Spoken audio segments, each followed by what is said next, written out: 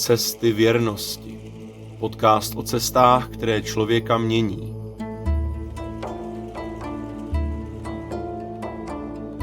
Říkám, ne, i kdybych se měl doplazit, i kdybych měl dojít po 4, tak prostě to nevzdám a nebudu si nic usnadňovat. Nic nebolí víc než uvědomění toho, že bych to vzdal a nedal do toho všechno. A přesně to já tady na této cestě lidem ukazuju a dokazuju to sám sobě, že se nevzdávám a že se nevzdává Dukla, protože my jsme hrdí na svůj klub. Vážení posluchači, vítejte u prvního dílu podcastu o cestách věrnosti. O cestách, které nevedou jen po mapě, ale i o těch, které člověk dláždí sám v sobě.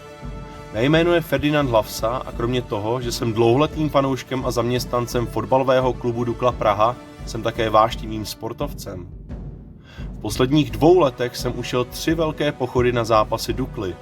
Nejprve z pražské Julisky, kde Dukla hraje své domácí zápasy, až do Hradce Králové. O rok později jsem z tohoto východočeského města zamířil do Karviné a 2 měsíce na to jsem v rámci benefice pokračoval ze Slezska až do Zlína. Každá z těchto cest mě něco naučila, něco ve mně zanechala a v mém životě řadu věcí změnila. A právě o tom je tenhle podcast. V úvodním díle vám povím, jak tento nápad k pochodům vlastně vznikl, proč vůbec chodím pěšky stovky kilometrů na fotbal a proč věřím, že věrnost není jen o výsledcích, ale hlavně o cestě. Pohodlně se usaďte, protože tento příběh právě začíná.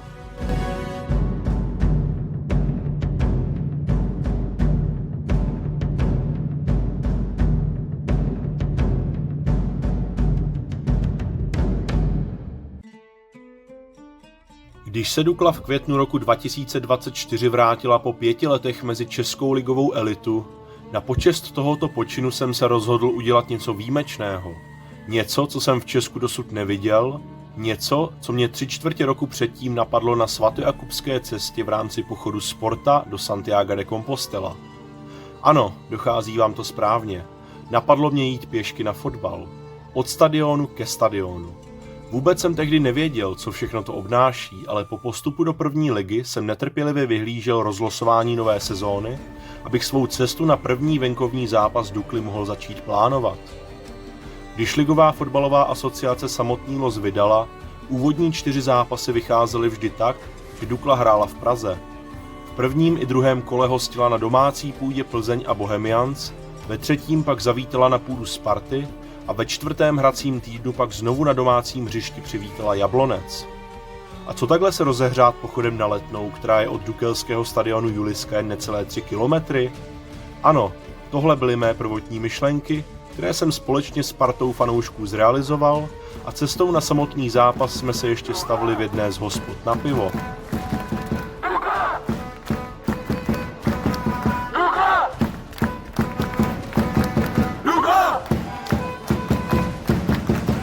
Samotný zápas jsme si jako fanoušci užili, i když proti kvalitnímu soupeři skončil pro Duklu porážkou. Já byl ale spokojený hlavně s mým nápadem pochodu, který jsem o 2 týdny později katapultoval o několik úrovní výš. Přišel čas k počinu, který ukázal, že když člověk miluje klub, kterému fandí, nejde jen o 90 minut, kdy se hraje zápas. Duklu tehdy v Hradci Králové čekalo bojovné a fyzicky náročné utkání a já se rozhodl, že v tom hráče nenechám.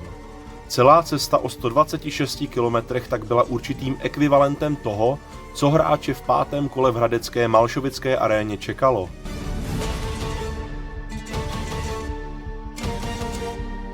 Já jsem se však doslova a do písmene rozhodl jít pro vítězství, a to ve 2,5 dnech. 2 dny za sebou 50 kilometrů a poslední den na cestě zbývajících 26. Takže první kiláček za nějakých 9 minut, což je slušný, a jestli to takhle půjde dál, tak dnešní 50 dám za 7,5 hodiny, tyjo. Takhle jsem se fanouškům hlásil v 6:15, když jsem vcházel do Stromovky. To jsem ale ještě nevěděl, co mě za necelou půl hodinu čeká.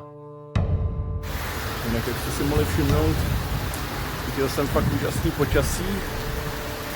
Bundu jsem si nevzal a to je léto. A dobrý, to půjde.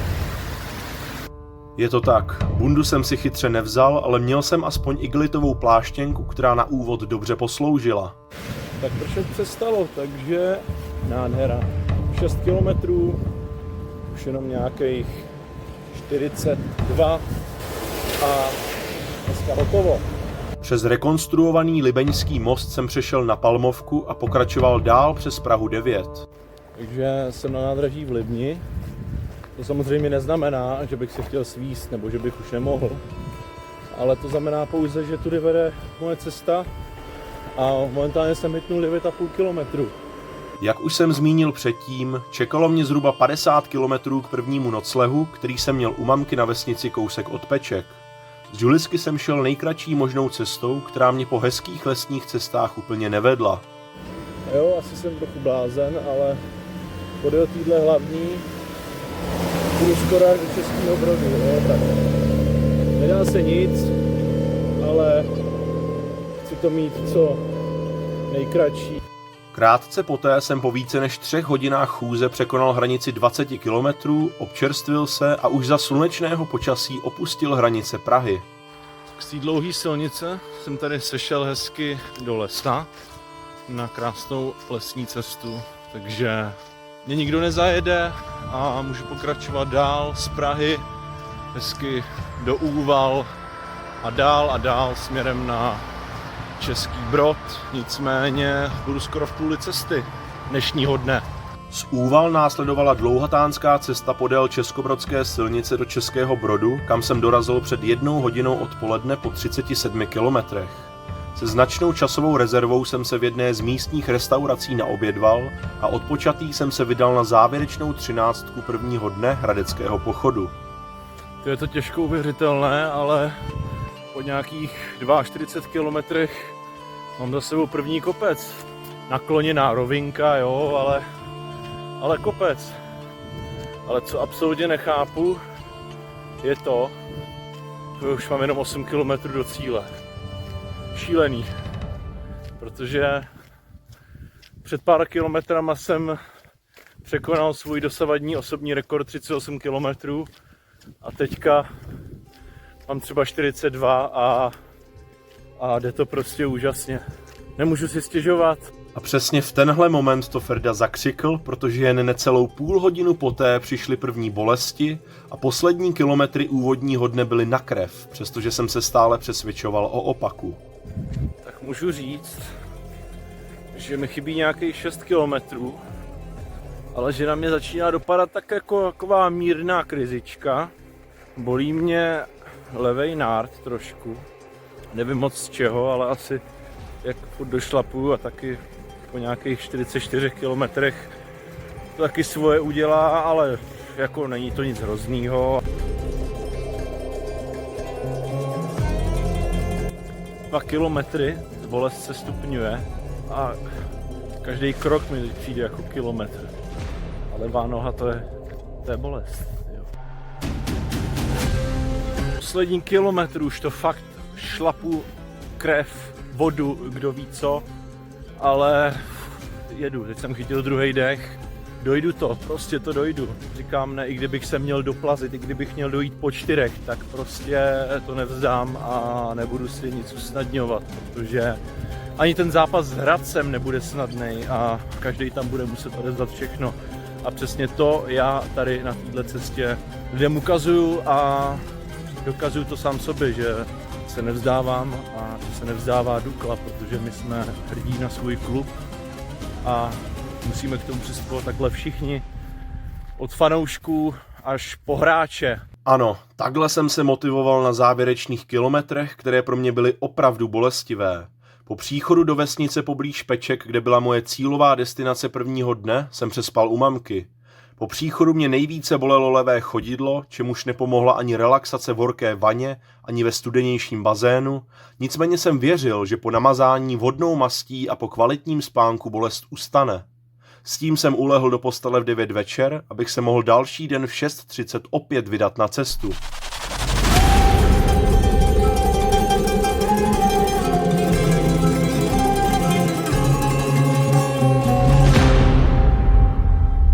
Dobré, a trochu i bolestivé ráno vám přeju.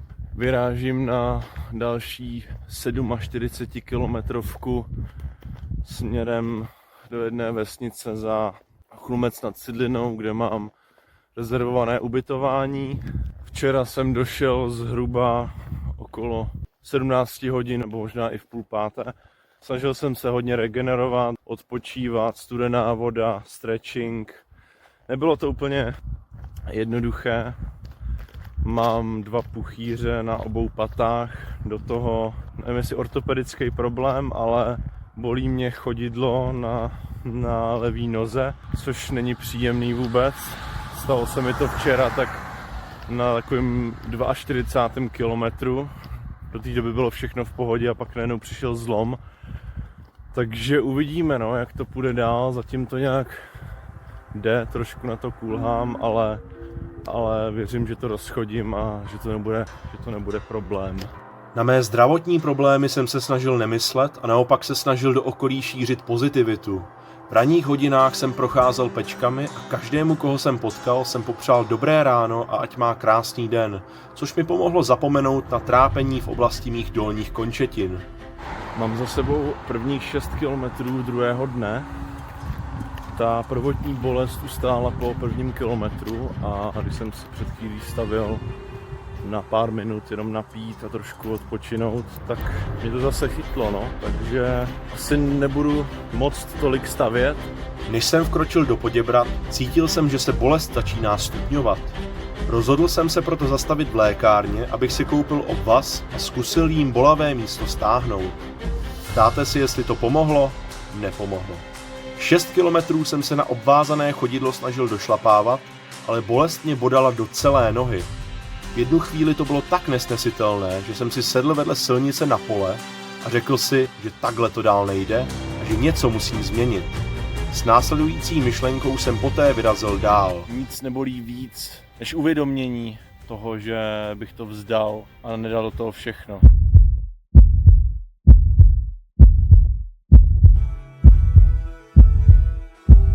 Nechápu, jak se to stalo, ale převázal jsem to a jde se mi úplně fantasticky. Samozřejmě jako lehký nekomfort v té botě cítím, trošku to bolí, ale já jsem reálně kulhal třeba 6 kilometrů a teďka jdu v podstatě úplně na klid. Jdu v pohodě. A jsem za to neskutečně šťastný, protože je to super. Během dalších kilometrů jsem si volal s kamarádem, který mi doporučil zakoupení spreje se syntetickým ledem. Lékárna však byla zatím v nedohlednu a tak jsem pokračoval dál. Musím se pochlubit, že jsem překonal hranici Královéhradeckého kraje a okresu Hradec Králové. Nezdá se to, ale blíží se to. Ta největší krize je, věřím, zažehnána. Po příchodu do Chlumce nad Cidlinou jsem se stavil jak v lékárně pro sprej, tak v hospodě, kde jsem se posílil půl litrem ovocného birela. Když jsem se po chvíli ze židle zvedl, nohy jsem měl opravdu stuhlé a bolavé, a tak jsem si je zkusil nastříkat sprejem a vydal se na poslední část cesty druhého dne. 3,5 kilometru. Já už jsem celkem pardon, omluvte mi ten výraz, ale mám to fakt plný zuby. Ten sprej mi jako teďka pomáhá na té poslední rovince, ale už mě bolí každý krok. Aby toho nebylo málo, ještě mi došla voda a tak jsem se stavil u jedné z parcel a zazvonil. Vyšel starý pán Oholi a poprosil jsem ho, aby mi vodu dopustil. Když se s naplněnou flaškou vracel, říkal, že takových, co umírali žízní, už tu bylo spoustu. Přesně to jsem chtěl slyšet. Přátelé, 400 metrů do cíle. Šťastnější jsem asi nikdy nebyl. A unavenější asi taky ne. Takže se neuvěřitelně těším. Si lehnu a trošku se dojím, odpočinu a zítra to doklepem. Vítězství bude naše. Dorazil jsem, umyl se, poslal do sebe spoustu bílkovin a sacharidů a po zbytek večera jen ležel v posteli, než jsem v 9:30 tvrdě usnul s myšlenkou, že ty 2 abnormálně náročné dny mám za sebou a že už mě čeká jen cílová rovinka. Bolesti jsem měl ale stále velké.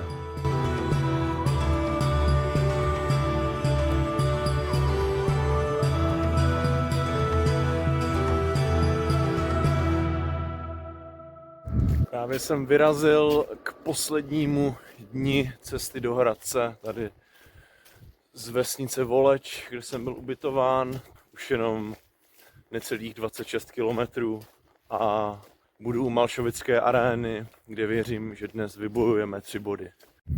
Jinak co se týče nohy, tak bolí zhruba tak jako v té včerejší krizi, ale vzhledem k tomu, že jsem si na tu bolest už docela zvyknul, tak to není tak hrozný. Ale nejspíš za 2 kilometry v další vesnici budu převazovat ten obvaz a zkusím to ještě napravit. Ale říkám, není to tak hrozný, už jsem si zvykl na ledacos z této cestě. V tomhle případě to nebylo poprvé, kdy jsem se na cestě do Hradce zmýlil. Bodavá bolest se totiž ještě zvýšila a abych ji eliminoval, na prvních 5 kilometrech posledního dne jsem si obvaz převazoval 2krát. Pak jsem ale mluvil po telefonu s tátou, který mi poradil obvaz vůbec nepoužívat. Výsledek? Bylo to mnohem lepší. Jakoby mě podruhé na mé dlouhé cestě ozářila nějaká síla a já mohl s drobným diskomfortem pokračovat.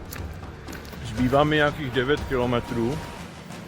Bolest z levé nohy se mírně přesunula do pravé holeně. Zhruba tak, jak kdyby vás někdo do té holeně praštil nějakou tyčí a měl jste tam modřinu.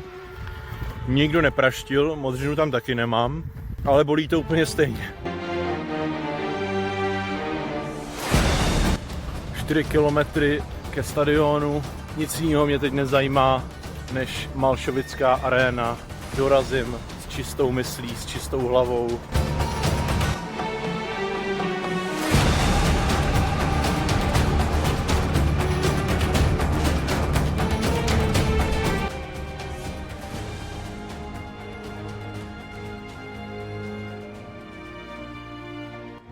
Já jsem to dokázal, já jsem to dokázal, já jsem to dokázal, já jsem to dokázal, já jsem to dokázal, já jsem to dokázal, já jsem to dokázal, já jsem to dokázal, já jsem to dokázal.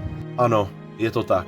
K hradeckému fotbalovému stadionu jsem dorazil 17. srpna 2024 před 1 hodinou odpoledne, více než 1,5 hodiny před výkopem zápasu 5. ligového kola. To je fantazie. Já jsem tady. O můj bože. Celé této fantastické a náročné cestě už tedy chybělo jediné. Vítězná tečka. Já svůj úkol splnil, teď už to bylo na hráčích, které celý hostující sektor fanoušků Dukly od prvních minut podporoval.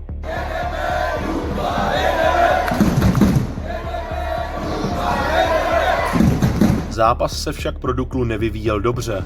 V 19. minutě sudí Všetečka nařídil pro domácí penaltu, když zahrál rukou ve vápně Filip Lichý, ale brankář Matouš Hruška vytáhl proti pokusu Adama Vlkanovi skvělý zákrok. V závěru prvního poločasu ale přeci jen inkasoval. Míče Vlkanova zatím nenašel prostor, kudy vystřelit. Zase hráči Dukly zacouvali v dostatečném počtu. Nabídka na první tyč a Mihálik otevírá skóre zápasu. Hradec Králové vede 1-0. Ve druhém poločase Dukla bojovala, ale gól se jí i přes herní převahu vsítit nepodařilo a na východě Čech prohrála 0-1. Pane Rado, přežili jste těžký moment v podobě penalty, následně zápas rozhodl gól do šaten. Z vašeho pohledu, co ale rozhodlo ten zápas? My jsme ten zápas prohráli tím v tom nastavení prvním poločase, takovouhle situaci, kdy jsme to mohli přerušit tady na půl lící čáře nějak tím taktickým faulem, tak by k té situaci nedošlo. Pro nás už je to 4. zápas z Plzní na Spartě doma s Jabloncem, kdy dostaneme. Platíme tu daň těch hráčů některých, kteří nemají tu zkušenost. Je to škoda. Vítězná tečka z toho nebyla, ale za sebe můžu říct, že já už jsem vyhrál jen tím, že jsem na tuhle cestu vůbec vyrazil. Zjistil jsem, že takové pochody nejsou o vzdálenosti, jsou o tom, co si na nich člověk uvědomí a jak moc pozná sám sebe. Cesta do Hradce Králové mě neskutečným způsobem zocelila a přinesla mi do života uvědomění, že vzdát se by pro mě bylo mnohem bolestivější než ta bodavá bolest v nohách, kterou jsem po většinu pochodu měl. Možná jsme ten zápas nevyhráli, ale já pochopil, že vítězství nemusí být jen na hřišti. přichází v momentě, kdy člověk sám před sebou obstojí. Loučí se s vámi Ferdinand Lavsa a tohle byly Cesty věrnosti. Podcast o cestách, které člověka mění.